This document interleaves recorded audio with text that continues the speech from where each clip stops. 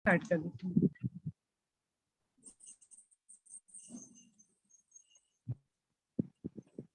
देशपांडे सरांचं सर देते ना उमेश. या ग्रुपमध्ये स्वागत आहे. आमचा हा ग्रुप, या ग्रुपमध्ये जरी इमिनंट पर्सनॅलिटी जुळलेली असतील तरी तुम्ही असं समजा की आम्ही सगळे ब्लँक आहो. पंचगव्य काय आहेत हे आम्हाला माहित नाही, किंवा गाय सुद्धा आम्हाला माहित नाही असं म्हटलं तरी चालेल. अशा भावनेनं सुरू केलं तरी चालेल. आणि एखादं लहान मूल आहे, त्याला एखादी बिल्डिंग दाखवताना आपण प्रत्येक गोष्टी जसं दाखवतो तसं तुम्ही सांगितलं तरी चालेल. आणि जेणेकरून आम्ही या ज्ञानात परिपूर्ण होऊ. ठीक आहे. मला असं वाटते उमेश भाई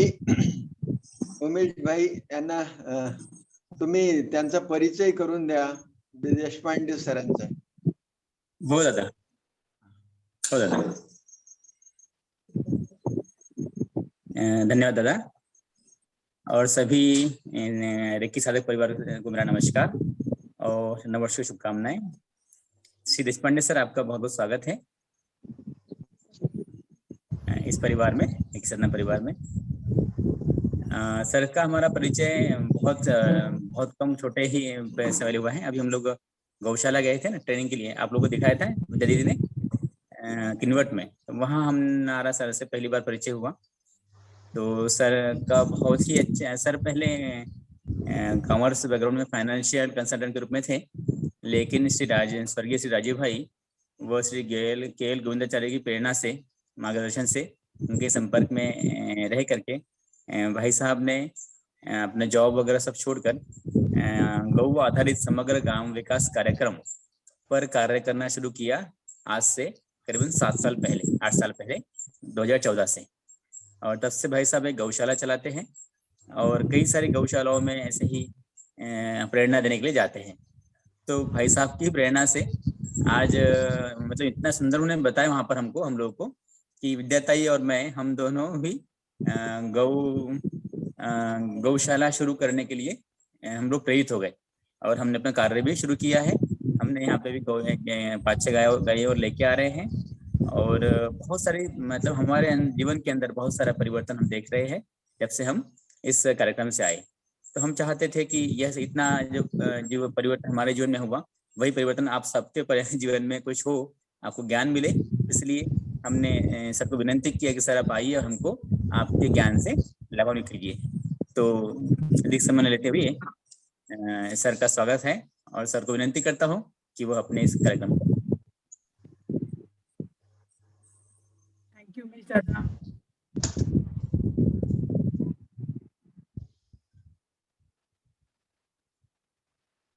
सर शायद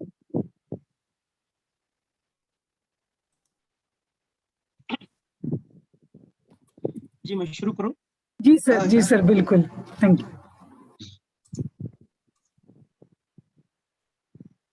श्री गुरुभ्यो नमः. परम गुरुभ्यो नमः.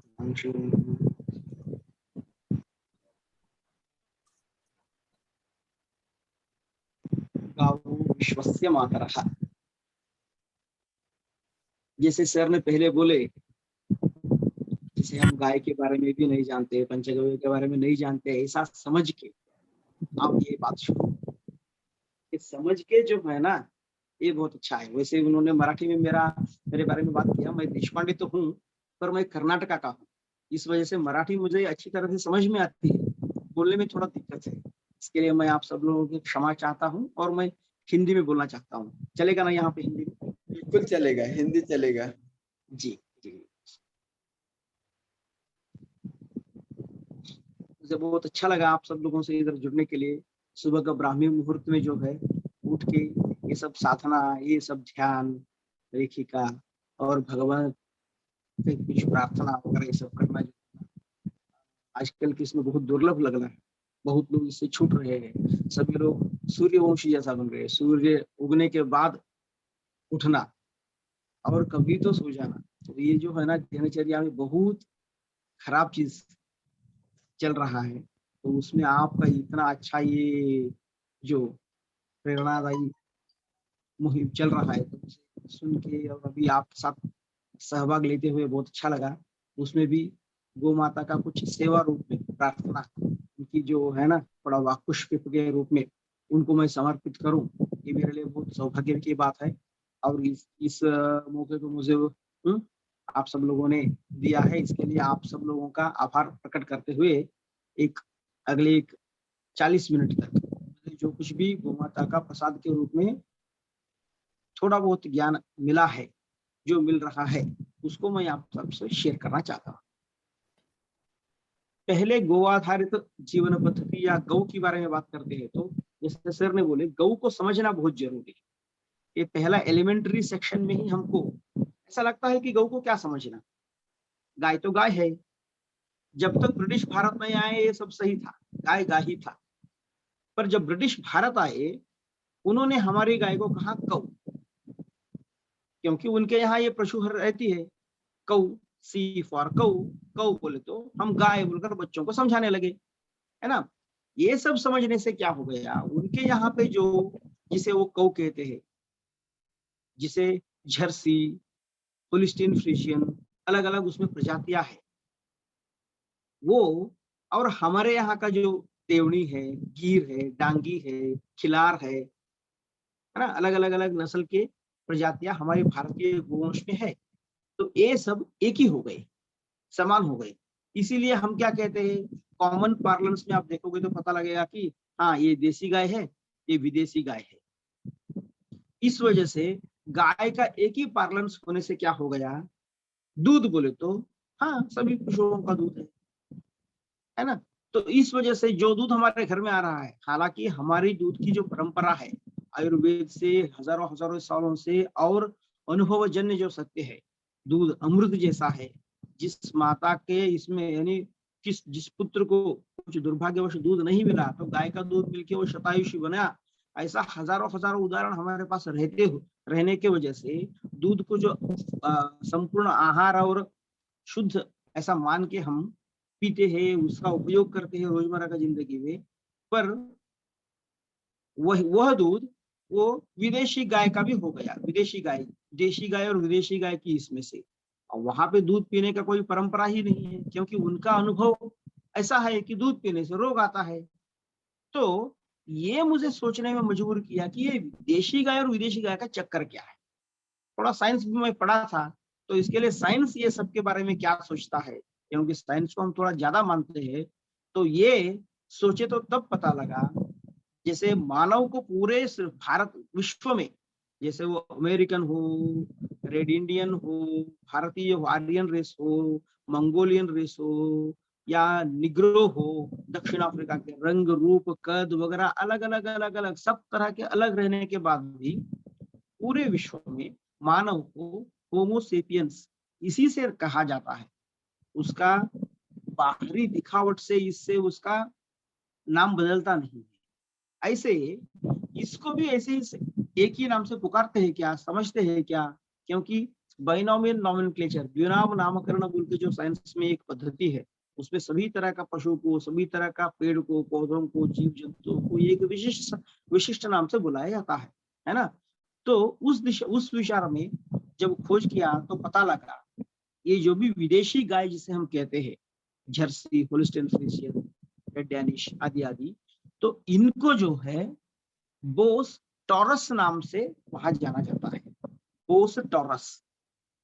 और भारतीय नस्ल के जो गोवंश है, अलग अलग प्रजातियां जो है, ये सभी प्रजातियों को बोस इंडिकस बोला जाता है।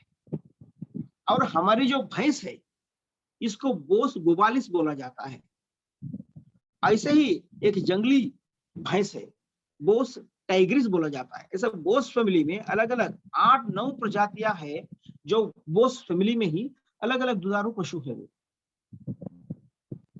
तो भैंस को तो हम गाय नहीं कहते, तो बोस टॉरस बोलने वाला एक विदेशी पशु जो है, उसको गाय बोलकर हमने क्यों माना, क्योंकि उन्होंने कौ बोलकर कहा। और कऊ को उन्होंने गाय कहा, हमारी गाय को उन्होंने कऊ कहा, इसलिए कऊ इज इक्वल टू गऊ, ऐसा हम समझ लिए और पूरे इसमें वही चल रहा है। और ये एक डिफरेंस जो है, अगर हम डेफिनेशन गाय का, कऊ इज नॉट गौ, कऊ बोले तो विदेशी दुधारू पशु, और गौ बोले तो भारतीय नस्ल के गोवंश। ये एक डेफिनेशन अगर हमने फिक्स कर लिया मन में या इसको समाज में प्रचारित किया, तो उसके बाद में उसका रिपल इफेक्ट के नाम पे ढेर सारे डिफरेंसेस आना शुरू करेंगे। कैसे? चरक संहिता में तो वर्णित है, क्षीर वर्ग में 8 पशुओं का दूध, जो माता और को छोड़ के 8 पशुओं का दूध जो है ना वो पीने योग्य है, ऐसा बताया गया। गाय के साथ गाय, भैंस, बकरी, भेड़ी, उटनी, घड़ी, घोड़ी और हथनी, उठनी, ऐसा। तो इन 8 पशुओं में, इन 8 पशुओं को छोड़ के वैसे तो 50,000 मैमल्स है जो अपने बच्चों को दूध पिलाते हैं, पर वो दूध जो है मानव के पीने योग्य नहीं है। कुछ दूध ऐसे है तो पिएंगे तो आप तुरंत मर जाओगे, ढेर सारे दूध ऐसे है आप पियोगे तो आपको ढेर सारे रोग आएगा, धीरे धीरे रोग आएगा। ये 8 पशुओं का दूध जो है ना ये मानव के लिए पीने योग्य माना गया है, और उसमें भी एक एक रोगों में, अलग अलग रोगों में एक एक का दूध जो है ना विशेष रूप से वर्णित, यानी उसको रोग का निदान में वो बहुत फायदा करता है, इसके लिए वो सब वर्णित है। और जब सिर्फ दूध बोला गया, क्योंकि बाकी पशुओं का जैसा महिषी क्षीर यानी भैंस का दूध बोलते वक्त उसका नाम लेके उसका दूध बताने का, अलग अलग पशुओं का उसका नाम लेके उसका दूध बताने का ये प्रक्रिया है। जहां पे केवल क्षीर दूध ऐसा बताया गया है तो वो तो गाय का ही दूध, ऐसा हमारी परंपरा है, आयुर्वेद में वर्णित है। हजारों सालों से हम ऐसे ही प्रक्रिया से दूध बोले तो गाय का दूध बोल के ही हम पीते हैं, उपयोग करते हैं, भगवान के लिए अभिषेक भी करते हैं, ये सब चलता था। 2007 में न्यूजीलैंड के एक साइंटिस्ट केथ वुडफोर्ड ने अपने 25-30 साल की एक रिसर्च के बाद उन्होंने एक पुस्तक लिखा, डेविल इन द मिल्क, दूध में राक्षस।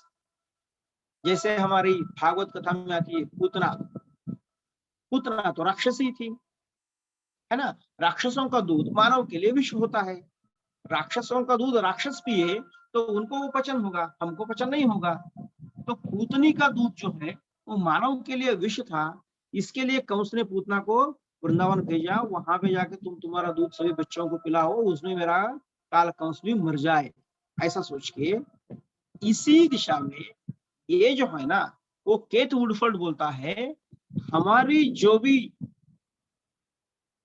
नस्लें है जैसे जर्सी है, होलिस्टीन फ्रिजियन है, विदेशी कौ है, जो भी कौ है ना, ये सबका जो दूध है ना ये A1 टाइप का है, इसमें एक प्रोटीन कंटेंट है BCM7 बोल के, जो मानव को पचता नहीं है, विष बन के डिपॉजिट हो जाता है, उसके वजह से कोरोनरी डिसीजेस से लेके हार्ट डिसीजेस से लेके अल्जाइमर से लेके अलग अलग तरह का बीमारियां आती है।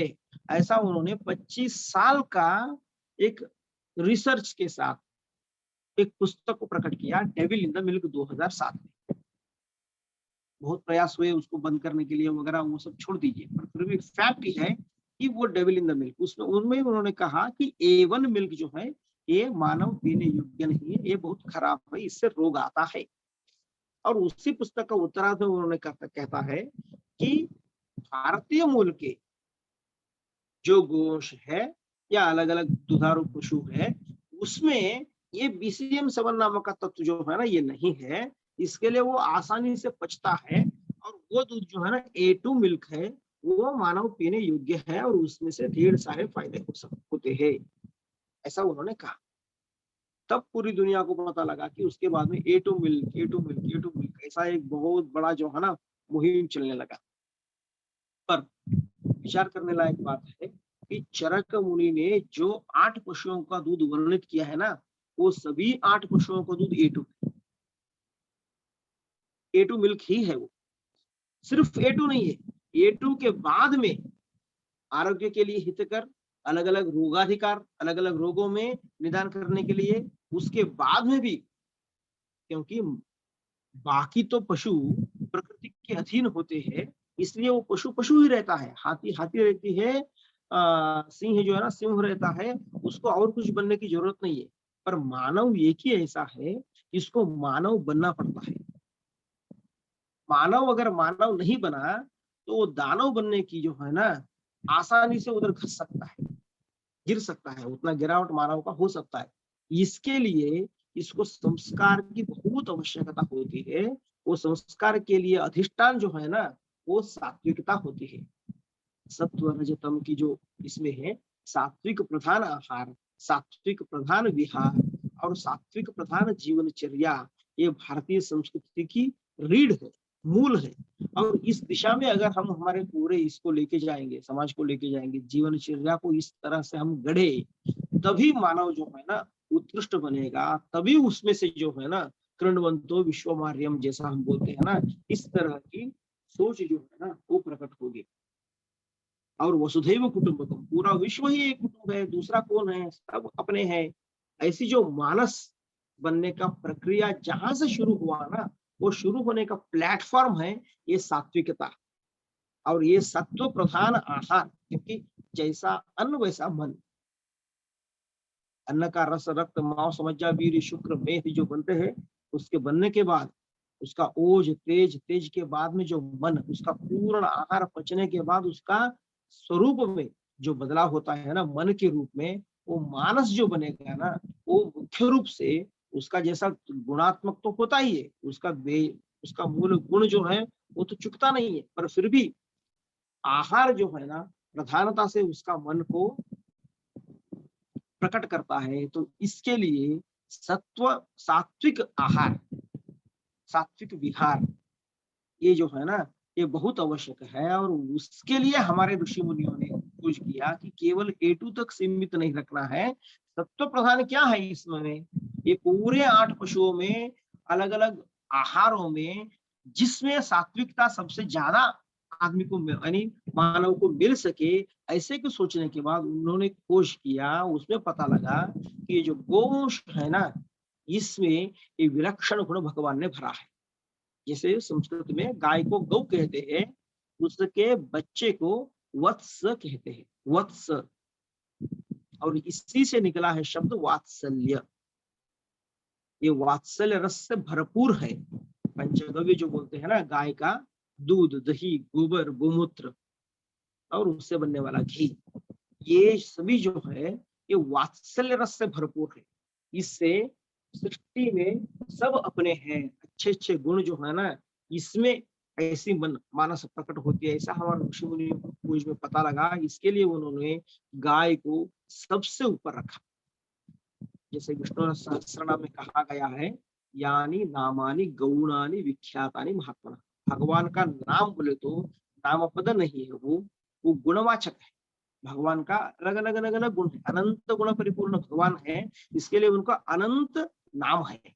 एक एक महर्षि, एक एक ऋषि मुनि, एक एक उनका गुण का साधना किए और उस रूप में उनको भगवान प्रकट हुए। इसके लिए अलग अलग अलग अलग नामों से, यानी अलग अलग अलग अलग गुणों से उनका प्रकटीकरण होने के बाद उनका अलग अलग नाम बना।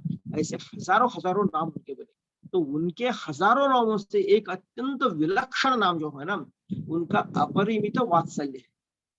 कितना खराब व्यक्ति है, कितना घटिया इंसान है या प्रजाति है, पशु है, ये है, सभी के ऊपर वो इतना परम दयालु है, सबको भरपूर अन्न देता है, वृष्टि करता है, उसको पोषण करता है, जो चाहिए उसको जिंदगी के लिए पूरा का पूरा वो सब व्यवस्था जो है ना भगवान ने, कोई भी उनको किसको देना किसको न देना ऐसा नहीं है। तो इसके लिए क्या है, उनका अपरिमित वात्सल्य इसके लिए कारण है।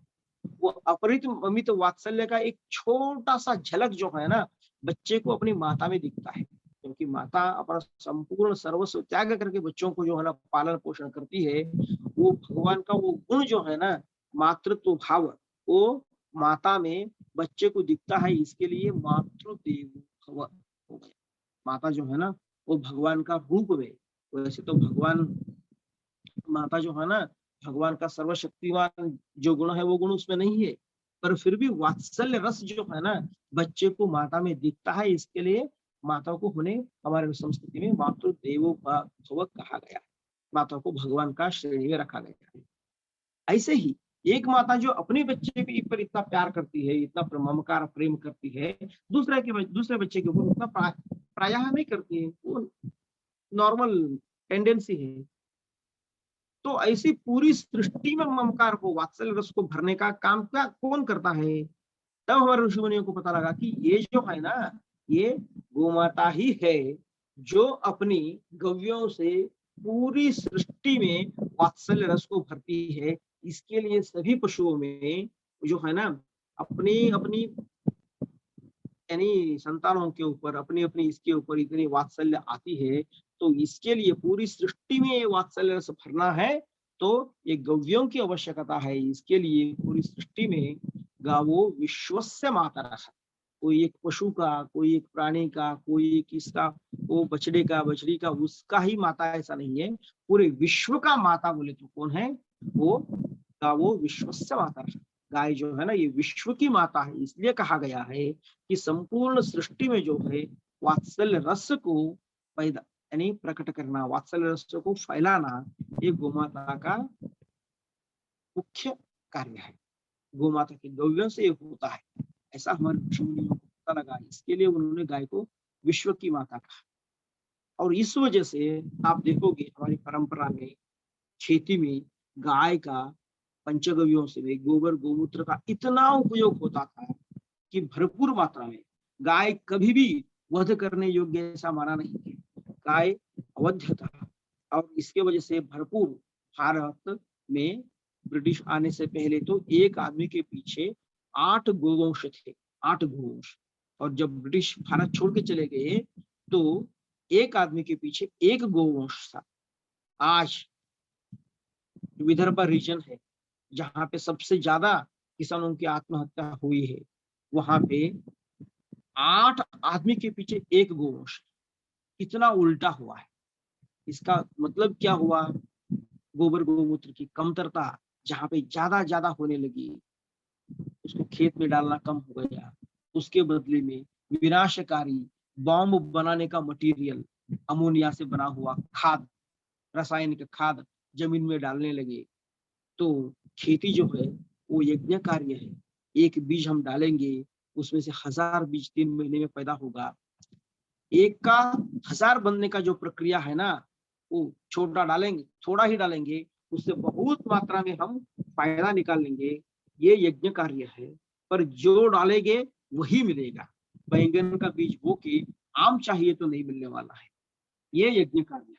उसमें द्रव्य शुद्धि की अत्यंत आवश्यकता थी। पहले हमारे पूर्वजों ने गोबर गोमूत्र से भरा हुआ यानी सात्विकता से भरपूर खाद जो है ना पूरी अपने खेत में डालते थे। उसके बाद में गोबर गोमूत्र से संस्कारित किया हुआ बीज को उसके साथ में बोते थे। एक बीज जब 1000 बीज बनता था तो गोबर गोमूत्र के अंदर का जो सात्विकता है वो भी 1000 गुना ज्यादा होके हर अन्न का कण जो है ना वो सात्विकता से भरपूर, प्रेमता से भरपूर वो अन्न बनता था। और ऐसे अन्न जब पेट में जाता है, हम वैश्वानरो भूत्वा प्राणी नाम देहमाश्रितः, भोजन भी एक यज्ञ कार्य है ऐसा मानते हैं। तो वो यज्ञ कार्य में जब भोजन जाता था तो वो जब पचता था तो अनायास ही जो है ना विश्व मानव की चेतना जागृत होती थी, भगवत तत्व के ऊपर उनका ध्यान जाता था। और एक संस्कारित समाज जो है ना, एक व्यक्ति 2 व्यक्ति ऐसा नहीं, वो तो विलक्षण रूप से युग युग में अलग अलग इसमें भगवान प्रकट होता ही है। और यद्यद विभूति मत सत्वम, यानी जहां जहां पे आपको विशेष गुण दिखता है तो भगवान का प्रकटीकरण ऐसा ही समझो बोलकर भगवत गीता में गीताचार्य कृष्ण ने बोला है। तो वो बात तो है ही। पूरा समाज ही यानी 18 मैकॉले जब आता है बोलता है, I have travelled to the length and breath of India and I didn't find a single person who is a thief, who is a beggar. यानी चोरी करने वाला, भिक्षाटन करने वाला ऐसा एक आदमी मुझे भारत में नहीं मिला, ऐसा वो बोल पाता। सिर्फ 170-180 साल पहले की बात है ये। तो ऐसी पूरी समाज को, वो भी कितने तो साल विदेशियों का आक्रमण के बाद ऐसा समाज अगर भारत में निर्माण हुआ था तो उसका मुख्य था उसका आहार, उसका विहार और उसका रीढ़ था गोवंश। अभी उसके बदले में क्या हो गया, जैसे जैसे गोवंश खत्म होने गए, गोवंश का उपयोगिता हमने खत्म किया, गोवंश का उपयोग करना हमने छोड़ दिया, गोबर गोमूत्र का उपयोग कम हो गया, रासायनिक उर्वरता खेत में डालना शुरू किया, तो वो बनते हैं बॉम्ब बनाने वाले मटेरियल अमोनिया से, अमोनियम नाइट्रेट बना के वो यूरिया डीएपी के नाम पे डालते हैं। वो भी यज्ञ कार्य में ही डाल रहे हैं। खेती में एक बीज 1000 बीज बन रहा है तो उसके साथ में उसकी विभीषिका, वो बॉम्ब मटेरियल वो भी 1000 गुना ज्यादा अलग अलग अन्न में आ रहा है, और उससे जो मन हमारा मानस बन रहा है, एक एक निवाला जो है एक एक बॉम्ब के रूप में उसके मन में प्रकट हो रहा है। इसलिए भाई भाई नहीं रखता, बहन बहन नहीं रखती, हर घर में झगड़ा, हर गांव में झगड़ा, पूरा समाज में झगड़ा, जहां पे देखो वहां पे सिर्फ मैं, मेरा, मेरे, इतना ही सोच। ये क्यों हो गया बोले तो मुख्य रूप से आहार जो है ना वो हमारी बहुत खराब हुआ, बहुत खराब हुआ। उसमें सात्विकता का लवलेश भी नहीं रहा है, ऐसा आप सोच सकते हैं। इसका मुख्य कारण है सात्विकता को प्रधानता से व्यक्तिकरण करने का, पूरे विश्व में फैलाने का जो गोमाता का ये है, उसकी उपयोगिता को हमने खत्म किया है। क्योंकि जिस चीज का, जिस वस्तु का जो इसका उपयोग हम नहीं करते हैं, वो धीरे धीरे वो कम होना या खत्म होना शुरू हो जाता है। आज सुबह उठने के बाद रात को सोते तक गोबर और गोमूत्र का कितना उपयोग हम करते हैं, एक बार सोच लीजिए आप। अगर सोचेंगे तो पता लगेगा प्रायः 100 वस्तुओं के साथ हमारा संपर्क होता है, तो उसमें 100 वस्तुओं में 100 का 100 भी उसमें ना तो गोबर रहेगा, ना तो गोमूत्र रहेगा, ना पंचगव्य का कुछ उसमें रहेगा। दूध के नाम पे भी जो आता है पिशवी में, वो भी हमारा जो है ना गोमाता का नहीं, वो भी विदेशी गौ का या अलग अलग पशुओं का, वो भी संस्कारित डेड एक व्हाइट लिक्विड अलग अलग इसमें से संस्कार किया हुआ, उसमें अलग अलग तरह का केमिकल डाला हुआ एक वीर कौन सा तो एक वस्तु आ जाता है, और उसको हम दूध बोल के पी लेते हैं, पचा लेते हैं। भगवान की कृपा है, सूरज की कृपा है, इतनी भरपूर मात्रा में हम हमारे ऊपर उनका कृपा बरसता है, तो कुछ भी खाते हैं तो ऑटोमेटिकली पच रहा है। रोग जितना बढ़ रहे हैं तो पता भी नहीं लग रहा किसके लिए हो रहा है, अलग अलग उपाय करते जा रहे हैं। बेसिक जो प्लेटफॉर्म है जिसके ऊपर ये सब ढांचा खड़ा है, उसको ऊपर हमारी सोच नहीं जा रहा है, ये मुझे ऐसा लग रहा है।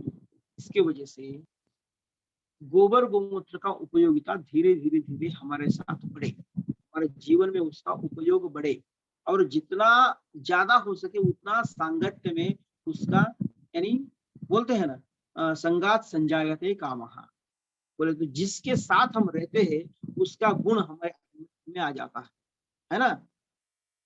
जिसकी संगत में रहते हैं तो वो संगति का दोष बोलते हैं ना, दोष है, गुण भी हो जाता है। अच्छे संगति में हम रहे, सत्संग करते रहे, अच्छे अच्छे महापुरुषों का ये सुनते रहे, अच्छे सर्कल में रहे, तो आदमी अच्छा भी बन सकता है। अगर बुरा संगत लग गया तो बुरापन आ जाता है। ऐसे गोमाता का, गव्यों का संपर्क में हम रोज रहेंगे दिन भर में, अलग अलग वस्तुएं, जैसे सुबह उठा बराबर आप रंगवल्ली घर के सामने डालते हो, तो रंगवल्ली डालने से पहले गोबर से पुताई करना हमारी परंपरा रही है। क्योंकि वो एक, जैसे आज कोरोना काल में बहुत लोगों को पता लगा सैनिटाइजेशन करते हैं ना, वो एक्चुअल सैनिटाइजेशन का प्रैक्टिकल मेथोडोलॉजी है। गोबर जो है ना, गोबर का लेप, ये रेडिएशन को खत्म करता है, बीमारियों को यानी पैथोजेनिक बैक्टीरिया को खत्म करता है। ये उसमें से ढेर सारे रिसर्च जो है ना, रिपोर्ट, मैं जो भी कुछ बता रहा हूँ ये सब मनगढ़ंत बातें बता रहा हूँ ऐसा मत सोचिए। ये अग्निहोत्र का आज के ऊपर यानी आपको ढेर सारे रिसर्च मिल जाएगा। गोबर आप जलाओगे तो उसमें से क्या क्या मिलेगा पता लगाया। गोबर का पुताई करते हैं तो वो वातावरण को कैसे शुद्धि करता है, ये सबके ऊपर ढेर सारे इंटरनेट में रिपोर्ट्स पड़े हैं, आप देख सकते हो।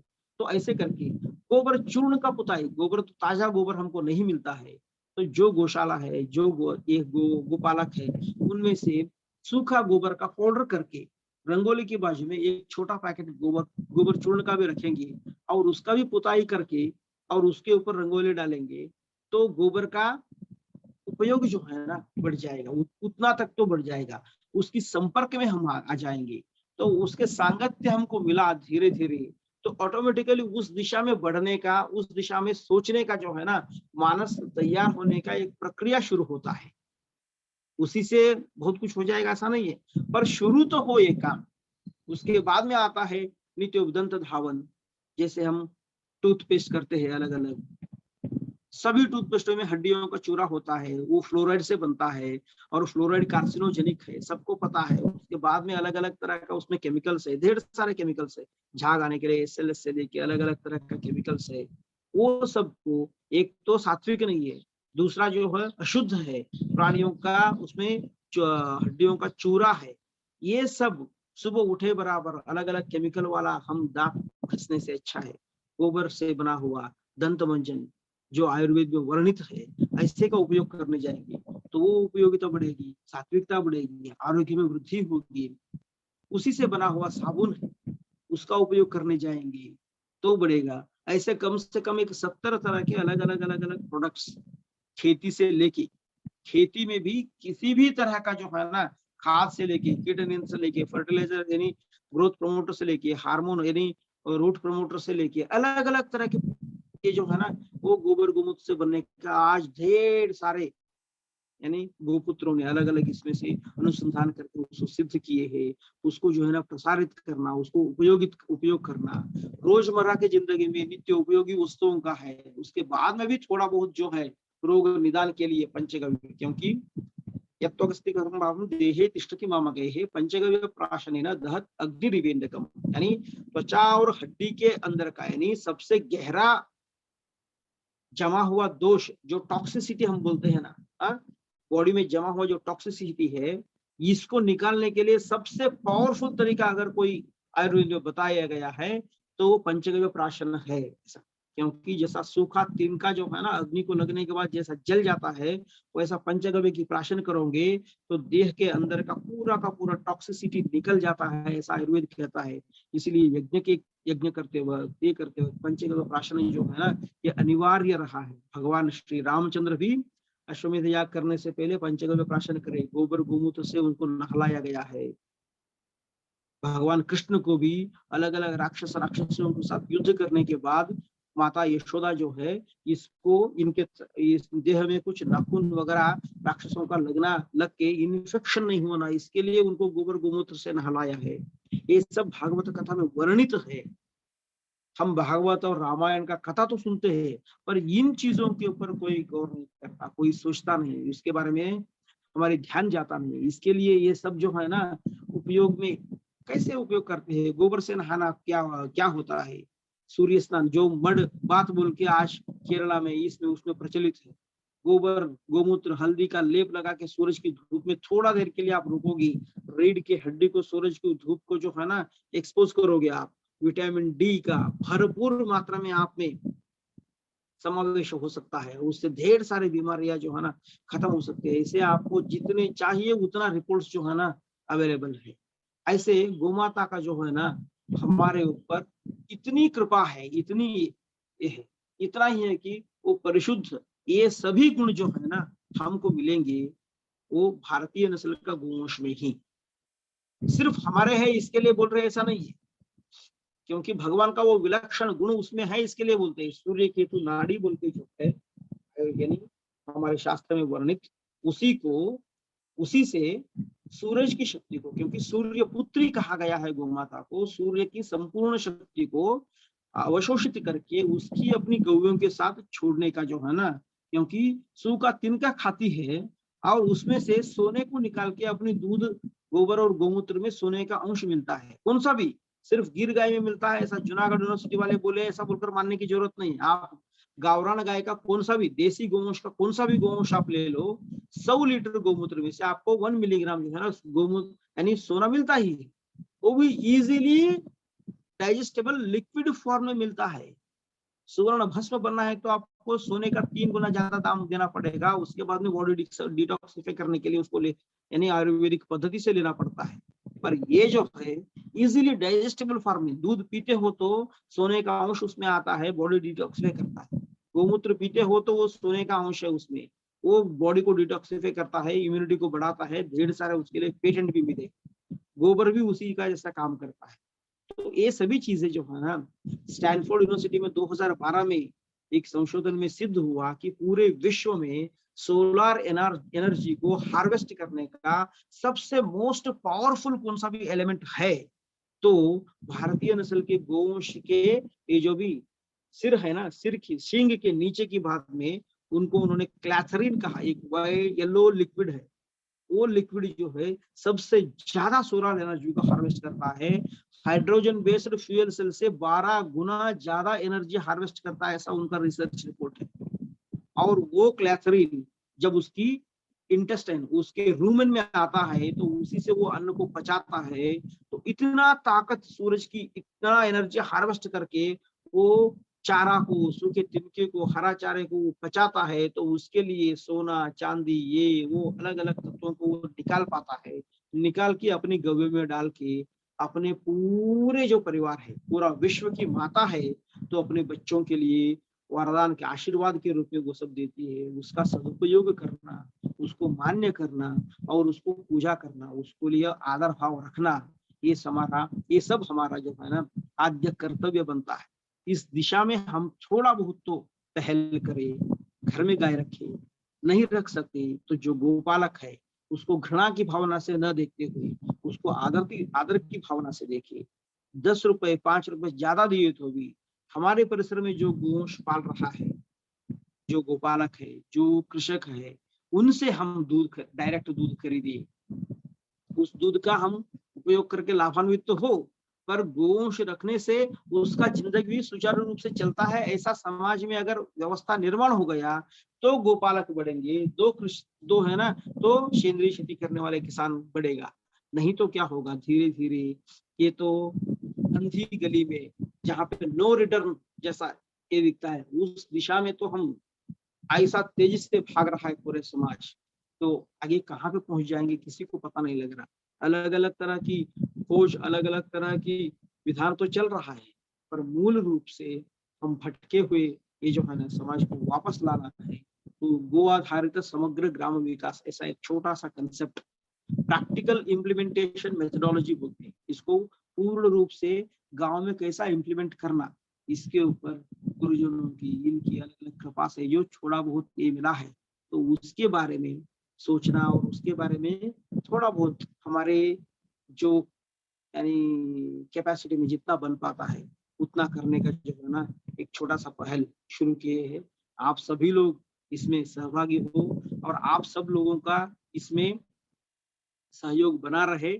आप जहाँ पे है वहीं पे गोवंश का वस्तुओं का उपयोग, गौशाला का ही नहीं बोलता हूँ, गौशाला का तो वो पहले रूप से करेंगे। गौशाला तो वो क्या है, एक अल्टरनेटिव अरेंजमेंट है। गौशाला वो गाय का घर नहीं, गोपालक या कृषक ये गाय का घर है। गाय उनकी घर में रहनी चाहिए। कहा कोई तो ऐसा विकट परिस्थिति में गोपालक या कृषक जो है ना, जो गोवंश को संभाल नहीं सकता, ऐसी परिस्थिति आ गया है, तो उसके लिए समाज का एक अल्टरनेटिव अरेंजमेंट के रूप में गौशाला खड़ा हुआ हमारे इसमें। तो वहां पे तो गौशालाएं रहेंगे, गौशाला में उसका सामाजिक इसमें से वो चलते रहेंगे, वो बात अलग है। पर मुख्य रूप से गोपालक और कृषक ये समाज जो है ना, गोवंश का सेवा करके, गोवंश को पालन करके उससे लाभान्वित होते हुए रहने के लिए सुदृढ़ बने, ऐसी सामाजिक परिस्थिति निर्माण होना गांव का गांव में ही जहाँ पे है वहां पे। ऐसा अगर हम थोड़ा बहुत पहल हमारे इसमें से करेंगे तो जो गोवंश का ह्रास हो रहा है आज की तारीख में, वो धीरे धीरे जितना होता उतना कम तो होने लगेगा और गोवंश में वृद्धि होने लगेगी। तब जाके जो है ना, क्योंकि श्री सूक्त में भी बताया गया है, गंधद्वाराम दुराधर्षाम नित्य पुष्टांग करीषिणी। जो करीषिणी है ना, ये पूरे सृष्टि में जितने भी ये पेड़ पौधे अलग अलग तरह के ये है ना सस्य राशि, ये सबकी माता ऐसा कहा गया है। ये सबको पोषण देने वाला ऐसा कहा। वो कौन है? वो सूखा गोबर है। कृषिणी बोले तो गाय, राण गौरी जैसा हम मराठी में बोलते हैं, जैसा गाय गोबर देती है वो ऐसे ही सूख गया तो उसको कृषिणी बोलते हैं। ये सूखा हुआ गोबर इतना महत्वपूर्ण है ऐसा श्री सूक्त में भी इसका एक निष्पत्ति है, उसका अलग अलग इसमें से वर्णन हो सकता है, पर उसका एक मुख्य ये भी उसका अर्थ निकलता है। तो ऐसे होके गोबर को सबसे, क्योंकि सभी गव्यों में दूध दही घी गोबर गोमूत्र, उसमें गोवर सबसे श्रेष्ठ जो गव्य है वो गोबर है, इसीलिए गोबर में लक्ष्मी जी का वास है। गोमये वसते लक्ष्मी ही, ऐसा कहा गया है। तो इसके लिए लक्ष्मी का सन्निधान जो है ना गोबर में है। तो हमारा मुख्य, हमारा ये गोवा आधारित समग्र ग्राम विकास का एक रीढ़ है, गोबर को, ताजा गोबर को कम से कम 5 रुपए प्रति केजी का उसको वैल्यू दिलाना गांव के गांव में। अगर ये एक चीज कौन सा भी गांव में अगर बन गया तो पूरा का पूरा गांव अगले 2 साल में 3 साल में सेंद्रीय खेती बन जाएगा। पूरा का पूरा गांव जो है ना समृद्ध होने की रास्ते पर चल निकलेगा। गोबर को 5 रुपए केजी, ताजा गोबर को 5 रुपए प्रति केजी के हिसाब से एक भाव मिलने लग गया। तो वो भाव मिलने के लिए क्या करना, ये सब जो है ना इसके लिए हम सब कार्यरत है। आप सब लोगों से भी विनती है कि आप इसमें अपने योग्य क्षमतानुसार सहभाग ले और गाय का इसका जो भी आशीर्वाद है वो सब हम सब लोगों को प्राप्त हो, ऐसी मनोकामना व्यक्त करते हुए मेरा ये 4 शब्द जो है ना गौ माता का पूजा रूप में व्यक्त करते हुए मेरा वाणी को विराम देता हूं। श्री कृष्णार्पणमस्तु। चित्रजी काही विचारायचं असेल प्रतिक्रिया? हाँ, इसके ऊपर बहुत अगर बहुत आपको कुछ- धन्यवाद सर। काका कुछ बोलना है आपको, फिर हम जी मैं पूछ लूं, एक क्वेश्चन था तो पूछ लूं मैं। हाँ, बिल्कुल पूछ लो। सर सबसे पहले तो बहुत बहुत धन्यवाद, आपने मुझे मेरे बचपन में लेके गए। सच बोल रही हूँ, हमारा बचपन गौ माता के साथ ही गया है। मुझे अभी भी याद है, हमारे बड़े पिताजी, हमारी खेती है और बड़े पिताजी हमारे पास गाय वगैरह है। तो जब भी हम खाना खाते थे तो सबसे पहले क्वेश्चन यही पूछते थे कि आई को दिया क्या। आई को भी हम गौ माता को आई बोलते थे। और कुछ भी रहा घर में, कुछ भी फल भी रहता था, कुछ भी होता था, खाने के पहले हमें उनको देते थे। और हमारी ऐसी फ्रेंडशिप हो गई थी कि कुछ भी, हम छोटे बच्चे थे तो हम उनके साथ बात करते थे एक्चुअली। तो ये सब चीजें आपने याद दिला दी सर, उसके लिए बहुत बहुत धन्यवाद। और दूसरा, हमारे पिताजी ये भी बोलते थे कि 36 जो करोड़ हम जो भी भगवान के नाम लेते हैं या कुछ, तो वो ही गाय है हमारी। तो सबसे पहले हमें गाय का ही इम्पोर्टेंस वो हमें हमेशा बताते थे। और ये भी बात इम्पोर्टेंटली वो बताते थे कि विश्व में सिर्फ 2 ही चीज है जो वात कफ पित्त को बैलेंस करती है। उसमें से पहला है त्रिफला और दूसरा है गोमूत्र। तो ये जो कल्चर था हमारे घर में, तो वो सब आपने मुझे याद दिलाया, उसके लिए बहुत बहुत धन्यवाद सर। ये तो आपका बचपन में बोले तो पूरा हमारा संस्कार ही ऐसा है। तो बहुत अच्छा लगा आपसे सुन के, बचपन को वापस से दोहराए, ऐसा एक मानस हमारा बना, तो इसके लिए बहुत अच्छा। क्वेश्चन था आजकल के लाइफ में, मैंने खुद भी स्टार्ट किया, इसीलिए एक कंफ्यूजन था कि वीगन डाइट हमने स्टार्ट कर दिया है सर। क्योंकि यहाँ पे ऐसे मैं बैंगलोर से हूँ, तो यहाँ पे कैसे मेरा जॉब सिटिंग जॉब है, तो वो सब चीजें डाइजेस्ट होना बहुत डिफिकल्ट होता है। तो जितना सात्विक डाइट हम करें उतना हेल्थ के लिए अच्छा है, ये सोच के मैंने वीगन डाइट स्टार्ट किया है। तो ये कंफ्यूजन था कि मैंने मिल्क प्रोडक्ट बंद कर दिए, तो उस पर आपका गाइडेंस क्या रहेगा सर? बहुत अच्छा प्रश्न आपने पूछा। ये वेगन में जो है ना, अच्छा तो बहुत है, नहीं ऐसा नहीं। एक सेकंड में आता हूँ। जी सर।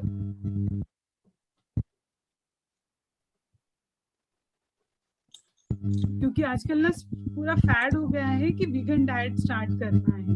बहुत कठिन है, बट थोड़ा सा ठीक है। वैसे तो हम सब लोग जो है ना तो मांसाहारी है ना तो शाकाहारी। मानव जो है ना हर हिसाब से वो अन्नाहारी, हम पका हुआ अन्न खाते हैं। और नेचुरोपैथी के हिसाब से जो रॉ फूड है ना अच्छा माना जाता है और उसका ढेर सारे फायदे भी है।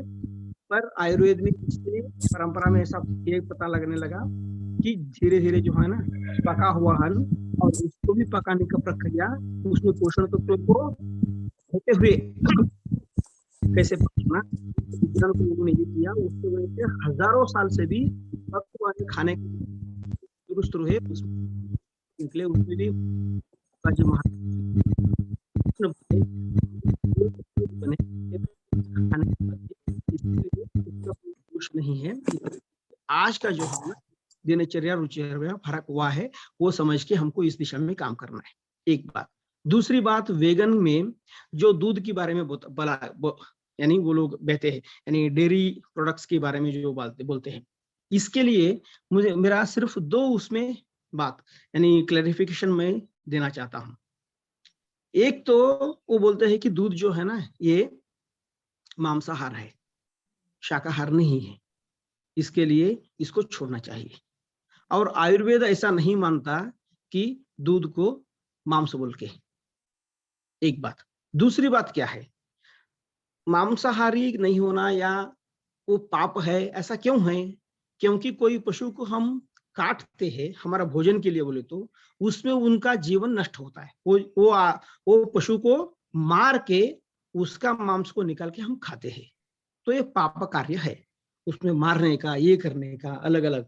वैसे तो हमारा भोजन में भी जो है ना अलग अलग उसको सब्जियों को काटने का, पकाने का, ये क्या बोलते हैं उसको रगड़ने का, ये सब करते हैं।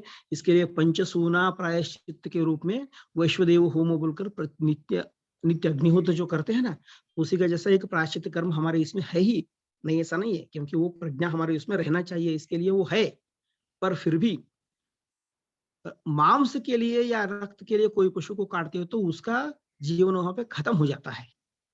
दूध आप सोचिए कैसा है, गाय का दूध आप निकालोगे नहीं तब गाय मरती है, क्योंकि वो उधर ब्लॉक बन जाता है और उसको कष्ट देता है, वहां पे इन्फेक्शन बनता है और वो दूध नहीं निकला तो वहां पे गांठ बन के गाय मर सकती है।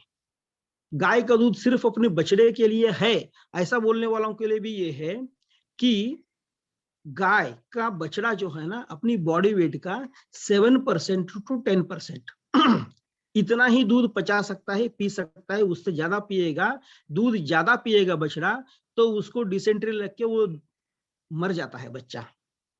और गाय का बछड़े को जितना दूध चाहिए उससे कम दुगुना, उससे कम से कम 2 गुना ज्यादा दूध जो है ना गाय की थन में बनती है। और अच्छा रख रखाव और अच्छा ये रहने से उससे और ज्यादा जो है ना 4 गुना ज्यादा भी दूध गाय का थन में बनता है।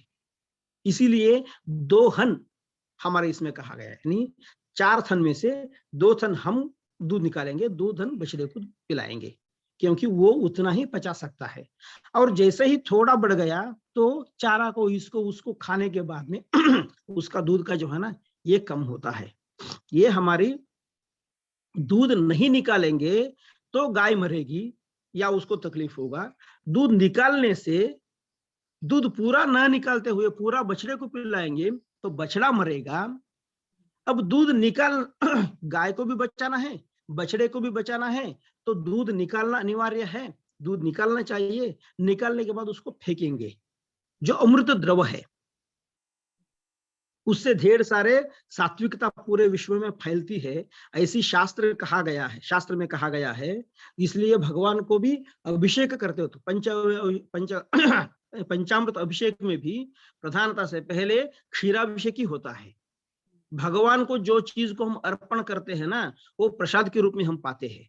भगवान को अर्पण क्यों करते हैं? भगवान को हम निषिद्ध पदार्थ अर्पण थोड़ी करते हैं, निषिद्ध नहीं किया जाता, क्योंकि जो हम भगवान को अर्पण करते हैं वही 1000 गुना लाख गुना ज्यादा होकर हमारे ऊपर हम पे आएगा और उसका उपयोग करने से हम लाभान्वित तो होंगे। इसी इसमें से सबसे श्रेष्ठ वस्तुओं को भगवान को अर्पण किया जाता है पूजा में, और उसमें से सबसे श्रेष्ठ माना गया है दूध। ऐसे को आप खराब बोलकर आप अगर बाजू में रखते हैं तो इसमें से यानी पूरी सृष्टि में सात्विकता फैलाने के लिए जो माध्यम के रूप में भगवान का आशीर्वाद है ना उसको ही आप नकार रहे हो। इससे अच्छा खाने के रूप माने में सात्विकता से विमुख होकर हमको जीना पड़ता। अगले आने वाली पीढ़ी जो है ना, पूरा का पूरा पीढ़ी जो है वो असात्विक होके, वो राजसी तामसी बन के जीने का जो है ना कगार पर आ जाएंगे, अगर हम गोवंश का गव्यों को यानी दूध को, मुख्य रूप से दूध छोड़ोगे आप, दूध के बाद में छाछ को छोड़ोगे, तक्रम शक्रस्य दुर्लभम, ऐसा इंद्र को भी यानी मिलता नहीं है, अशक्य है, ऐसा तक्र को बोला गया है, छाछ। इतने तरह का त्रिदोष नाशक गुण है उसमें तक्र। और उसके बाद में उससे बनने वाला नवनीत, जो कृष्ण भगवान अपने बचपन में खुद भी खाया, नंद को यानी वो वृंदावन के सभी बच्चों को खिलाया, और उसमें से इतना ग्रोथ प्रमोटिंग हार्मोन आपको मिलता है, बच्चों का हड्डियों को मजबूत करता है, मानस को ये करता है, उनका जो ब्रह्मचर्य को स्थिर करता है, ढेर सारे गुण है बचपन में। अगर आप नवनीत को बच्चों को खिलाओगे तो वो तो इतना श्रेष्ठ बच्चे बनने में जो है ना। और घी आयुरेव घृतम, यानी घृत जो है ना वो साक्षात आयु है, प्राण शक्ति का अधिष्ठान है उस पे। गर्भ संस्कार से लेके माता जब गर्भवती बनती है तब से लेके बच्चों का और बुढ़ापे तक ब्रेन का जो सबसे स्मॉलेस्ट ये होता है यानी मॉलिक्यूल, यानी उसमें उस तक अगर कोई भी पोषक तत्वों को पहुंचाना है तो ये जो है ना या तो दूध या तो घृत, ये दोनों का मीडिया से ही जाता है, दूसरा कुछ भी आप खाओगे। इसीलिए गर्भ संस्कार में माता को मुख्य रूप से घृत के रूप में ही उनको औषधि दिया जाता है, और खाने में भी घृत का पूरा उपयोग किया जाता है। तो ऐसे घृत को आप निकालोगे अपनी डाइट से वेगन के नाम पे, तो आने वाला पीढ़ी में सात्विकता का अभाव अवश्य आएगा। इसके लिए वेगन तो अच्छा है, पर उसमें से डेयरी प्रोडक्ट के नाम पे आप अगर एवन मिल्क लेते हो या अलग अलग पशुओं का मिल्क या उसका डेयरी इंडस्ट्रीज, चीज तो हमारे इसमें कभी बना ही नहीं है। क्योंकि चीज जो है ना, जैसे हमारे देह है और आत्मा है, बॉडी तो शव का भी होता है, उसको हम मानव ये कहते हैं क्या, वो चीज जो है ना वो रॉ मिल्क से स्किम्ड और उसका क्रीम सेपरेटर से सेपरेट किया हुआ उसमें से बना हुआ रहता है। तो वो ऊपर का स्थूल शरीर है, अंदर आत्मा नहीं है, उसमें प्राण शक्ति नहीं है। वो प्राण शक्ति निकालने का तरीका कैसा है, ये हमारे ऋषि मुनियों ने खोजा था। तो दूध को संस्कारित करके दही बनाना, और दही को मंथन करके उसमें से नवनीत निकालना, और नवनीत को मंदाग्नि पर गर्म करके उसमें से घी निकालना, तब जो है ना देह और आत्मा प्राण शक्ति वो दोनों मिलके आते हैं। ऐसा हमारा आयुर्वेद कहता है, हमारा संस्कृति कहती है। तो ऐसे परिशुद्ध आहार जो है ना, जो दूध दही घी गोबर गोमूत्र, इसको हमारी दिनचर्या में आवश्यक रूप में लेना चाहिए। सिर्फ वेगन के नाम पे आके दूध को, दही को, छाछ को और घी को जो है ना छोड़ना, ये समाज में अलग तरह का यानी सात्विकता को विमुख करने का बात होता है, ऐसा मुझे लगता है। इसके लिए दूध निकालने से गाय के लिए, गाय को यानी हानि नहीं पहुंचती है। गाय दूध निकालोगे तो उसका स्तन जो है ना वो खुला हो जाएगा, तो गाय आराम की सांस लेती है। भरी रहेगी तो उसको तकलीफ होता है, इसके लिए दूध निकालना अनिवार्य है। और गाय का दूध सिर्फ अपने बछड़े के लिए है बोले तो छोड़े, तो बछड़ा पूरा का पूरा दूध पिएगा तो 2 दिन में बछड़ा मर जाएगा, क्योंकि उतना दूध वो पचा नहीं सकता है। तो इसके लिए गाय का बछड़े को जितना चाहिए उतना ही दूध, 2 टन का दूध उसको छोड़ना चाहिए। बाकी बचा हुआ दूध वो सात्विक से भरपूर है, इसके लिए वो मानव योग्य है। ऐसे आयुर्वेद ने कहा है, शास्त्र में कहा है, परंपरा ने कहा है, और हजारों सालों से हमारा अनुभवजन्य सत्य है। इसके लिए उसको नकारते हुए उसको अवश्य रूप में आप स्वीकार करिए, ऐसा मेरा आपसे आग्रह है जी। और ये यंग जनरेशन को ये इन्फॉर्मेशन मिलना बहुत ही जरूरी है, क्योंकि मैंने खुद एक्सपेरिमेंट किया है सर। जब मैं घी और दूध रात को पीती हूँ तो जो हैप्पी हार्मोन्स है वो सिक्रेशन मुझे खुद होके एक्सपेरिमेंट करती हूँ तो समझ में आता है, और वही बंद कर दिया तो फिर हम साइकोलॉजिकली ही प्रॉब्लम फेस करते हैं। बिल्कुल सर, बिल्कुल। Thank you so much sir, thank you. Yes काका। हाँ काका। अतिशय चांगली इन्फॉर्मेशन देशपांडे सरांनी दिली। देशपांडे सरांनी महत्वाचं A1 आणि A2 समजून सांगितला, आणि मुख्य म्हणजे जे आपण काऊ म्हणतो, जर्सी, होल्स्टीन फ्रिजियन ह्या नसल्या आपल्या भारतामध्ये आल्यामुळे आपल्या देशी गाईचं जे नसल होतं तिचा नाश झाला. तर ह्या सगळ्या गोष्टी समाजापर्यंत पोहोचणे अतिशय आवश्यक आहे. बांडेपूरचे सर, तुम्हाला काही सांगायचं याच्यावर? हो, मी अनम्यूट करते. एक सेठिया सरांनी उन्होंने हैंड रेज किया है, मैंने उनको अनम्यूट किया है. सर आप पूछ सकते हैं आप क्वेश्चन. बहुत ही सुंदर जानकारी आपने गोमूत्र और गोबर के बारे में जो बताया, बिल्कुल सही जानकारी. आज विज्ञान इस बात को मानती है, साइंस से प्रूव हो चुका है कि गोमूत्र हमारे लिए कितना उपयोगी है. और आज जो एक कैंसर की बीमारी उसमें गोमूत्र का उपयोग करने से आज कितना फायदा हो रहा है, ये चीज आज विज्ञान सम्मत बात है. और जो पेशेंट कैंसर के पेशेंट डॉक्टर जवाब दे चुके, ऐसे पेशेंट गोमूत्र से ठीक हुए हैं, ये हमारे रिकॉर्ड में है. तो बहुत ही सुंदर जानकारी आज हमें मिली. बहुत बहुत धन्यवाद आपका. ऐसे कार्यक्रम का आपने आयोजन किया, इसके लिए आपका बहुत बहुत धन्यवाद. हमारे पास तकरीबन 67 कैंसर पेशेंट ठीक हुए. और वो जो कैंसर पेशेंट गोमूत्र नहीं ले सके, उनकी तो टेस्ट अच्छी नहीं लगी, तो ऐसे ही लोग कैंसर पेशेंट ठीक नहीं हो सके. तो गोमूत्र, हम तो यहाँ गेहूं के जवार का रस और गोमूत्र ये सभी को बताते हैं. तो गोमूत्र अहम भूमिका निभाता है. और कहते भी है, गोमय वसते लक्ष्मी, गोमूत्रे धन्वंतरी. गो का मूत्र जो है वो सभी बीमारी के लिए बहुत काम का है.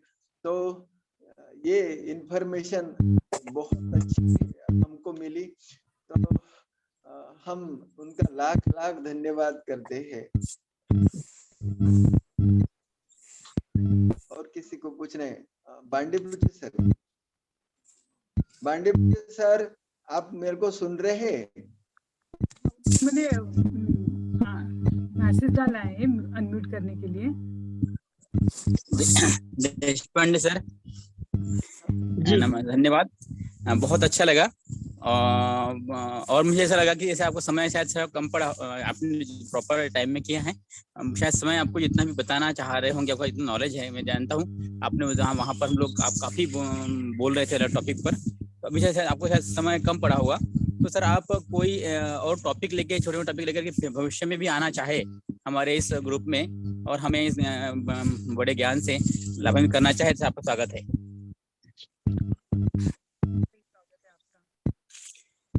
जब भी आप बुलाएंगे ना, मैं रखूंगा. जी, हेलो जी बताइए. जामड़े सर. जी सर, आवाज आ रही है मेरी? हाँ जी, आ रही है, बोलिए. बहुत ही सुंदर आपने लिंक भेजा मेरे को, तो मैं जुड़ पाया. आपका बहुत बहुत धन्यवाद. और मुझे बताते हुए प्रसन्नता हो रही है कि आज इसी टॉपिक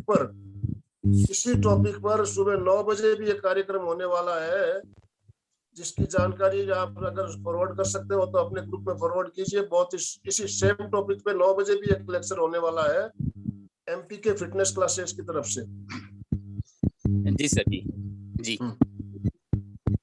और एक बहुत अच्छी बात ये लगी सर, राजीव दीक्षित सर बहुत ही आदरणीय है हमारे लिए. एक्चुअली ऐसा एक भी वीडियो नहीं होगा कि मैंने सर का देखा नहीं है, और जो भी नॉलेज मुझे मिला है राजीव दीक्षित सर की तरफ से ही मिला है.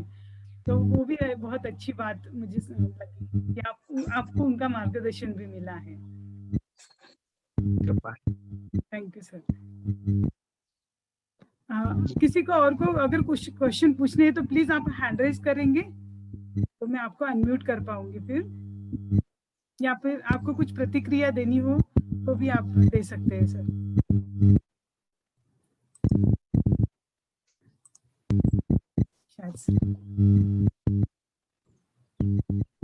शायद से वो काका, हम फिर एनर्जी बॉल कर ले 5 मिनट में अंदर. 1 सेकंड, 1 मिनट का उन्होंने हैंड रेज किए हैं। यस, हाँ, यस, भांडे पूछिए सर, आप म्यूट कर लेंगे। यस। आदरणीय सुधींद्र देशपांडे दादा से हमें गोमूत्र पंचगव्य इसके बारे में बहुत अच्छी जानकारी मिली है, और गोदूध के बारे में और गोघृत के बारे में बहुत सारा हमारा जो यूज है वो बहुत ही सात्विक होता है, और रजगुण, तन गुण और सत्व गुण इसके बारे में जो कुछ भी हम हमारे योग वर्ग में सीखते हैं तो उसमें गोघृत का और गोदूध का बहुत महत्व है। आज हमारे आदरणीय देशपांडे दादा ने जो गोमूत्र के बारे में जानकारी दी है, तो वो गोमूत्र तो हम हमारे पतंजलि से जो मिलता है वो गोधन अर्क नाम से मिलता है, उसका हम यूज करते हैं, और वो बहुत सारे डिसीज में काम आता है। स्किन डिसीज है, कैंसर डिसीजेस है, और किडनी डिसीजेस है, सब में काम आता है। तो आज हमारे देशपांडे दादा ने जो बताया है तो उसमें नहाने के लिए भी अपन उसका यूज कर सकते हैं। तो उसमें पतंजलि का एक साबुन है पंचगव्य कांति साबुन, उसमें गुड़ क्या बोलते उसको, गोबर, गोमूत्र, वो पंचगव्य उसमें सब ये है। उसके बाद में जो गोरी से जो राख निकलती है वो अपन आजकल जो अल्कलाइन वाटर यूज करते हैं, जो 2-2 लाख 3-3 लाख रुपए की मशीन लेके, तो वो गोरी का जो राख है वो राख अगर पानी में अपन थोड़ा सा मिला के उसका यूज करते हैं तो वो भी एक अल्कलाइन वाटर होता है। तो इतना महत्व है इसका गोबर का जो राख है उसका। और आपको सबको मालूम है गोबर का तो अपन यूज इसमें करते ही है खेत में, और वो राख का भी यूज करते हैं। उसके बाद हमारे आदरणीय चित्राताई ने जो उसका बचपन का जो अनुभव बताया तो वो भी बहुत अच्छा है। और अब सब लोग को मालूम है कि गाय में जो 33 कोटि देवता जो बोलते हैं, तो हम भी जब भी गाय दिखती है तो उसको हम नमस्कार करते हैं। और इसी प्रकार से जिन बच्चों को बचपन में माँ नहीं मिलती है उनके लिए गौ माता ही माँ रहती है उनकी। तो इसके लिए अपने को जो आज हमारे आदरणीय सुधींद्र देशपांडे दादा ने जो जानकारी हमारे ग्रुप में आके दी है उसके लिए हम उनका बहुत बहुत आभार मानते हैं। और हम विनती करते हैं कि हमारे जो दादा इस वर्ग में भी हमारे देशपांडे दादा हमको जानकारी दी। हमारे आदरणीय नरेश दादा ने और आदरणीय चित्राताई ने मुझे जो बोलने की जो संधि दी है उसके लिए मैं सबका आभारी हूँ। हरिओम। इसके बारे में देशपांडे सर आप कुछ बोलेंगे? ये जो गोबरी की जो राख है, राख में अगर पानी में डाल के पीते हैं तो भी फायदा होता है। उसका अल्कली गुण जो है, अल्कलिनिटी बढ़ती है। इसके ऊपर थोड़ा सा अगर देशपांडे सर डालेंगे तो अच्छा है जी। वैसे तो साइंस के इसमें है H2O बोलते हैं मॉलिक्यूल, 2 हाइड्रोजन और 1 ऑक्सीजन। तो उस हिसाब से 2/3 33% ऑक्सीजन होना और 66% उसमें हाइड्रोजन होना। पर उतना नहीं होता है, तो उसके अलावा अलग मिनरल्स वगैरह जो मिलते हैं तो उस हिसाब से 30% जो है ना ऑक्सीजन, और बाकी जो 60-64% तक उसमें हाइड्रोजन, बाकी कुछ अलग अलग मिनरल्स एडेड वो उसमें मिला हुआ सब मिलके वाटर मॉलिक्यूल, ये वाटर का टोटल कंटेंट बनता है ये इसके हिसाब से। और ये लेबोरेटरी में प्रूव हुआ है, आप भी करके देखिए। कोई भी गोबर का या अग्निहोत्र का भस्म या गोबर का भस्म, गाय का गोबर को जलाने के बाद मिलने वाला भस्म, गाय का गोबर जलाने का एक विशेष ये है, जैसे आउट ऑफ कॉन्टेक्स्ट लगा तो भी 1 मिनट में बता देता हूँ। गाय का गोबर को जब आप जलाएंगे तो उसमें से फॉर्मल्डिहाइड निकलता है जो जंतुनाशक है, पर्यावरण को पैथोजेनिक बैक्टीरिया से खत्म करता है। वो गैस उसकी धुआं में होता है। इसके लिए पहले गोबर के कंडों से हमारे घर में खाना बनता था। अभी भी जब कोई शव को लेके जाते हैं, अर्थी को लेके जाते हैं, तो सबसे आगे जो है ना गोबर का कंडों को जलाने के बाद वो एक मटके में डाल के, फोड़ा हुआ मटके में डाल के, उसका धुआं आने वाले सभी लोगों पे लगे ताकि वो वातावरण जो है ना सैनिटाइज हो जाए। वो प्रक्रिया से वो अभी तक चल रहा है, पर उसके ऊपर ध्यान न देने के कारण उसमें कुछ भी गोबर के बदले में भैंस का, इसका, उसका, कोई भी गोबर डाल के थोड़ा बहुत इसके लेके जाने का यानी एक आवश्यक रूप में वो बचा है। तो गोबर जलाएंगे हम तो फॉर्मेल्डिहाइड निकलता है, उसमें से घी डाल के जलाएंगे तो उसमें ethylene oxide, propylene oxide, beta प्रोपिनो अलग अलग तरह के निकलते हैं, उसके अलग अलग फायदे हैं। जो राख है, गोबर को आप 1000 डिग्री सेंटीग्रेड में आप जलाओगे तो उसमें से सिलिका निकलता है, जो सबसे पावरफुल डिटॉक्सिफिकेशन एजेंट के नाम पे काम करता है, ऐसा सिद्ध हुआ है। तो गोबर जैसे जैसे जैसे हम उसको जलाते जाएंगे, उसका प्यूरिफिकेशन और वो जलते वक्त वातावरण से किस किस चीजों को लेगा और किस को छोड़ा, ये सब के ऊपर तो अभी संशोधन होना बाकी है। पर जो राख बचता है, वो राख आप पानी में डाल के 1 घंटा छोड़ दीजिए, 10 लीटर या 20 लीटर की टंकी में सिर्फ 1 ग्राम से 2 ग्राम, यानी इतना ही 1% to 2% जितना राख डाल के आप उसको 1 घंटा छोड़ के बाद में उसको फिल्टर करके भी आप पानी को लेबोरेटरी में टेस्ट करेंगे, ऐसा ढेर सारे, क्योंकि हमने भी किया है, अलग अलग लोगों ने, वाटर टेस्टिंग लेबोरेटरी में आपको मिल जाएगा वो करने के लिए। उसमें जो 30 से 32% ऑक्सीजन होना चाहिए, ऑक्सीजनेशन का कंटेंट जो है वो 46% तक बढ़ा है, 46% तक। और ये कहाँ पे होता है? ये गंगा जल में होता है, क्योंकि गंगा जल जो वॉल्यूम है और जो पेस है, फास्ट है, और उसका फ्रिक्शन की वजह से ही, तो उसमें जो है ना ऑक्सीजन के बदले में ओजोन और ऑक्सीजन में, और जो बेनिफिशियल बैक्टीरिया, जो बैक्टीरियोफेज बोला जाता है, उसको समाहित करने का और खुद को मल्टीप्लाई करने का कैपेसिटी उसमें ज्यादा होता है, बैक्टीरियोफेज। ये बैक्टीरियोफेज एक चीज है जो हमारे इम्यूनिटी सिस्टम को बढ़ाता है, हमारे रोग प्रतिकारक शक्ति को बढ़ाने का ताकत देता है। ये बैक्टीरियोफेज ज्यादा से ज्यादा बने, खुद को स्वयं को मल्टीप्लाई करके 1 चम्मच गंगा जल 1 घंटे में पूरा बाल्टी भर गंगा जल बन जाता है। क्यों बन जाता है बोले तो वो बैक्टीरियोफेज खुद को उसमें मल्टीप्लाई करने का क्षमता रखता है। तो वो जो है ना, ये राख डालने के बाद वो मीडिया तैयार होता है, इसके वजह से ये अल्कलाइन वाटर बनता है। अल्कलाइन वाटर तो हम समझ रहे हैं, इसके लिए पूरा का पूरा अल्कलाइन वाटर आप पीने लगोगे तो आपको पित्त चाहिए नहीं, ऐसा है। वो अल्कलाइन वाटर पीने लगेंगे तो आपका डाइजेस्टिव सिस्टम खराब हो जाएगा बाद में, और सभी रोग पैदा होते ही इंडाइजेशन से, ऐसा आयुर्वेद बताया गया है। क्योंकि खाना पचने के लिए भी आपको पित्त चाहिए, है ना, टोटल अल्कलाइन से ही काम चलेगा ऐसा नहीं है। पर ये जो है ना राख वाला जो अल्कलाइन है, ये रेगुलेट करता है। ये तो सिर्फ अल्कलाइन वाटर नहीं है।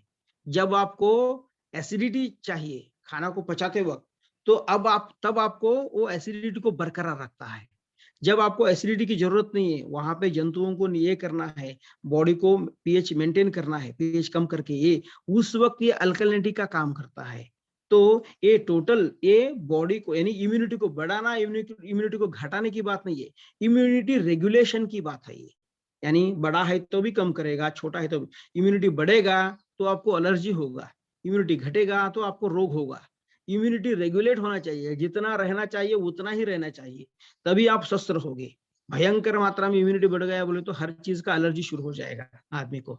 तो ऐसी चीजें, ये जो राख वाला पानी है ना, तो उसमें ऑक्सीजन की मात्रा ज्यादा होने से बेनिफिशियल बैक्टीरिया का कॉलोनीज बढ़ेगा, और वो कॉलोनी खुद को बहुत फास्ट मल्टीप्लाई करने का एक पेस में आ जाएंगे। इसके लिए वो पानी आप जहां पे भी डालोगे तो वो कॉलोनी बढ़ेगा, और उससे हमारा गट बैक्टीरिया भी अच्छा होगा और ये अच्छा होगा। ऐसा साइंस का ये है। तो इसीलिए जैसे आपने पहले ये किया गोमय वसति लक्ष्मी ही, ऐसे ही गोमूत्र में जो है ना, वो गोमूत्र जाह्नवी स्वयं, ऐसा कहा गया है। जाह्नवी बोले तो गंगा माता, और गंगा माता जो है वो स्वयं धन्वंतरी है, यानी औषधम जाह्नवी तो हम, ऐसा बताएगा वैद्यो नारायणो हरि। ऐसा सभी औषधि जो है ना वो गंगा माता का ये है, प्रतिरूप है ऐसा।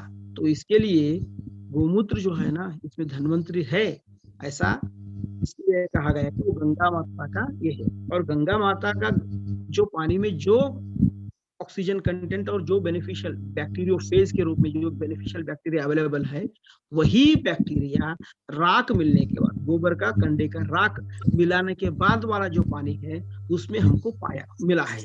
तो इसके लिए वो जो है ना, वो अल्कलाइन वाटर को हम कॉमन पार्लेंस में बोल सकते हैं, वो बैलेंसिंग करने का, इम्यूनिटी को बढ़ाने का और ऑक्सीजनेशन कंटेंट ज्यादा रहने से वो बेनिफिट होता है। ऐसा ढेर सारे किडनी की बीमारियों में तो वो बहुत अच्छा काम करता ही है, बट अभी पानी का प्रदूषण से जितना बीमारियां फैलती है बारिश के वक्त में वगैरह, उसमें तो वो बहुत अच्छा काम करता है। ऐसा अनुभव में हमको आया है। इतना मुझे थोड़ा उसमें पता था, मैं आपसे शेयर किया। प्रणाम सर। इसमें और कुछ आप ऐड करना चाहते हो ऐड कर सकते हैं। ये सेशन हमारे लिए आई ओपनर जैसे हो गया है सर, सच बोल रही है। और यंग जनरेशन को तो बहुत ही जरूरी है ये सब इंफॉर्मेशन की। हाँ काका।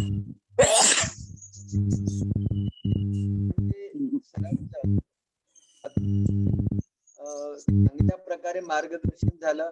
याच्यामुळे कमीत कमी जे लोक गाई फाडू नाही शकत, तर कमीत कमी गोवरीची राख जरी त्यांनी त्यांच्या थोडीशी भर गोवरीची राख जरी टाकली तरी त्यांच्या ऑक्सिजन कॅपॅसिटी वाढेल, त्याचबरोबर अल्कलिनिटी वाढेल आणि त्यासाठी ते अतिशय चांगलं होईल। हे एक करू शकतो। दुसरं गोमूत्र आतापर्यंत काय झालं माहितीये का, गोमूत्र छी काय, म्हणजे ते हे टाकाऊ आहे असं समजलं जात होतं। वास्तविक पाहता रक्त अतिशय शुद्ध आहे असं आपण म्हणतो। एखाद्याच्या शरीरातलं रक्त कमी झालं, हेमोग्लोबिन % कमी झालं तर आपण रक्त चढवतो। रक्त जसं जीवनदायिनी आहे, तर हे रक्तापासून बनलेलं जे हे गोमूत्र म्हणजे रक्तातलं जास्तीचं पाणी काढून टाकण्यासाठी बनलेलं जे गोमूत्र आहे हे अत्यंत चांगलं आहे आणि हे औषधी सारखं आहे। एवढं हा मेसेज सगळ्यापर्यंत पोहोचला पाहिजे। देशपांडे सरांनी त्यांचं जीवन याच्यासाठी वाहिलं, त्याच्याबद्दल आयुष्य त्यांना उदंड आयुष्य देव आणि अशीच त्यांनी त्यांच्या जीवनात ते भरभराट करत राहावं एवढीच त्यांच्याबद्दल सदिच्छा ठेवतो आणि त्यांचा अतिशय धन्यवाद। दादा हाँ मैं ऐसे बोलना चाह रहा, मतलब विनती करना चाहता एक्चुअली। मुझे अभी दो चीजें जो समझनी है, एक तो बंडे सर बोले कि पंचगव्य की पतंजलि साबन आती है गोबर से बनी हुई, तो वो भी यूज करते हैं। तो वो एक मतलब बता रहे थे कि उसको भी हम यूज करते हैं। तो क्या वास्तव में वो पतंजलि की जो साबुन है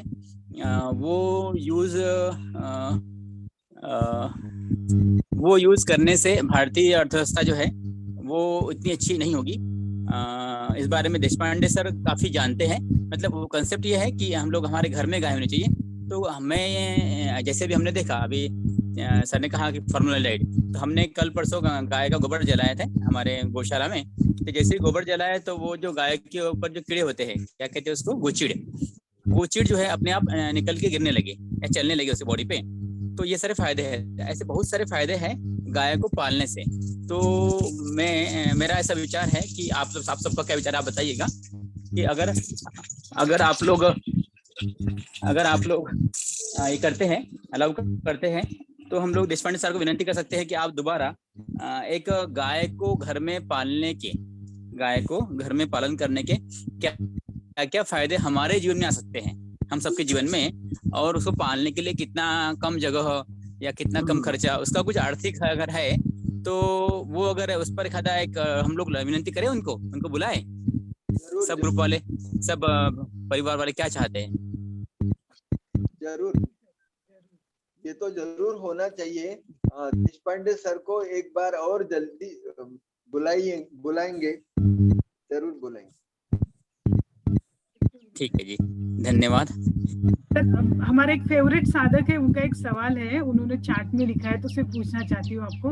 वो बोलते हैं कि सभी अभी डॉक्टर लोग बोलते हैं कि गाय का जो दूध है वो नहीं पीना चाहिए, क्योंकि उसमें जो विटामिन मिनरल रहते हैं वो उनके बच्चों के लिए रहते हैं, वो हमारे लिए बेनिफिशियल नहीं रहते। तो उस पे आपको अगर आप इसके वही। बारे में देशपांडे सर ने बताया हाँ। कि गैया को जो सभी के लिए गैया माँ है, तो वो माँ जो वो सबके लिए छोड़ती है, तो जो वही देती है, वो उसका बच्चा पीने के बाद में जो बचता है वो दूध हमारे लिए देती है, और जो बेनिफिशियल है जैसा गोमूत्र है वो भी हमारे लिए छोड़ती है।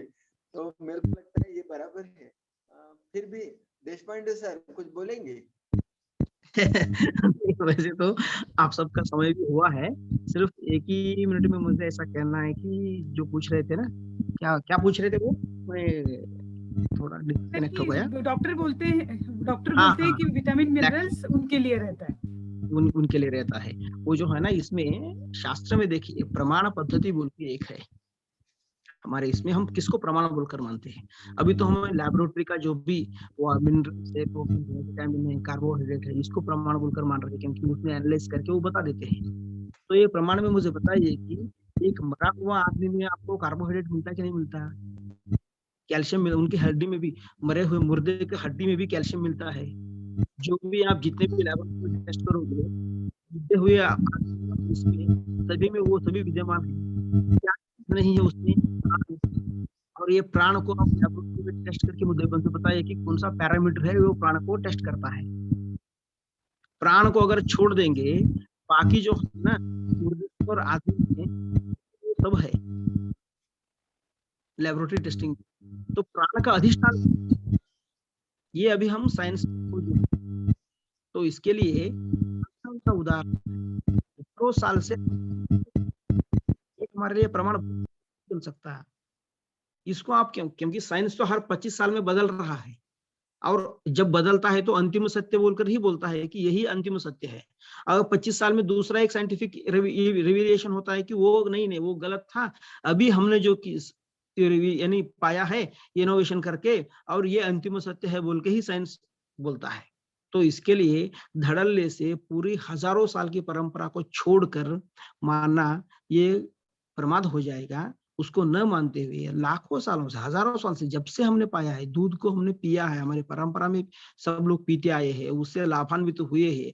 अभी लैक्टोस जो है ना, वो इंटॉलरेंस बहुत लोगों में आया है, तो इसके लिए फूड प्रोसेसिंग और मिल्क प्रोसेसिंग इंडस्ट्री कारण है। और उसके लिए जो दूध नहीं पीने लायक है, यानी आयुर्वेद में वर्णित है, जो दूध पीने लायक नहीं ऐसा बोला गया है, उस प्राणी का, उस पशु का दूध पीने का, और उसको भी अलग अलग प्रोसेसिंग, जो भी dairy process, milk processing industry के बारे में तो मैं कुछ यहाँ पे डिस्कस हुआ नहीं है। अगर आप वो जानेंगे तो पिशवी का दूध तो आप टच भी नहीं कर पाओगे। तो इसके लिए जो है ना, तो वो सब जो है दरकिनार करते हुए टोटल मिल्क को ही लैक्टोस में या अलग अलग उसमें का जो ये पचते नहीं है वगैरह ऐसा बोलना जो है ना, वो गलत होता है। और जितनी क्षमता हमको चाहिए, हर चीज भगवान ने बोनस में दिया है। एक आंख से पूरी दुनिया को हम देख सकते कि नहीं देख सकते? 2 आंख क्यों दिए हैं? एक किडनी से जिंदगी गुजर सकता है, 2 दिया है ना? जो जितना चाहिए उससे भरपूर मात्रा में दिया है, क्योंकि जो भी थोड़ा बहुत नहीं, बहुत फेर होने के बाद भी अपना बॉडी, अपना इम्यूनिटी स्ट्रक्चर, अपना सिस्टम अपने आप को संभल सकता है। तो इसके लिए माता का दूध पचने के अलावा भी अलग अलग पशुओं का दूध या अलग अलग आहार पद्धति भी हमको अच्छे से सुपाच्य रूप से पचेगा, ऐसी सिस्टम हमारी बनी है। इसके लिए गाय का दूध सबसे नजदीक, मानवता को सबसे नजदीक अगर कोई है तो वो गोवंश है। तो इसके लिए गोवंश का दूध और गोवंश का गव्य जो है ना, ये मानव स्वीकार योग्य है, ऐसा अनुभव है, शास्त्र है। अब प्रमाण भी बहुत ढेर सारे इसमें भी मिले हैं। तो इसके लिए उसका कोई ये नहीं बनता है कि वो खराब है बोल के या पछता नहीं बोल के। इतना ही है कि उसके लिए अलग अलग रीजन हो सकते हैं। इतना ही मुझे कहना है। बहुत बहुत धन्यवाद।